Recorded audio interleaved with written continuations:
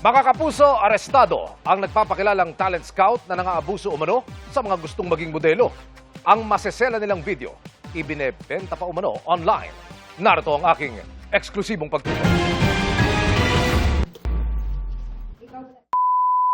Sa pakikipagtulungan ng pamunuan ng isang condominium sa Iloilo City, na-penetrate ng PNP Anti-Cybercrime Group ang unit ng 29 anyos na si alias Cadio. You are under arrest for violation of Section 4, Paragraph A, B, C, D. Si alias Cadio, ayon sa mga otoridad, ay nagpapakilalang talent scout online. Humahanap umano ito ng mga aplikanteng nais na maging modelo ng isang bogus na online gambling channel.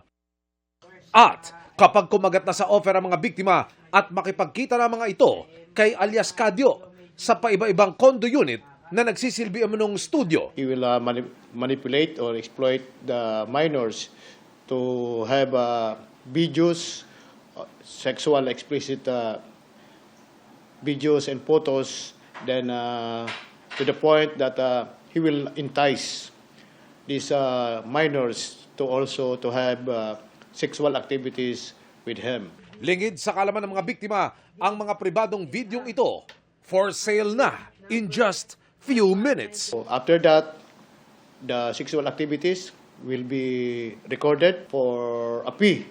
So worth of 17,000 to 24,000. Customers are usually from foreign countries. Ayon sa PNP-ACG, December 2025 pa nagsimula ang modus na ito ng suspect. Palipat-lipat umano siya ng condo/studio para hindi agad matrace. It was reported to us by the victims. So with the assistance of their guardians, then we conducted examinations of the digital platform.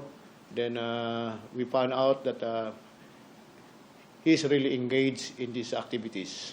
Karamihan sa mga biktima, Usually students, minor, so college students, then yung mga easily enticed to have money. ayaw magsalita sa ngayon ng suspect na kinasuhan na ng paglabag sa Anti-Online Sexual Abuse or Exploitation of Children at Anti-Child Sexual Abuse or Exploitation Materials Act. Paalala ng pulisya, lalo na sa mga kabataan na gustong mag-artista, modelo at iba pa.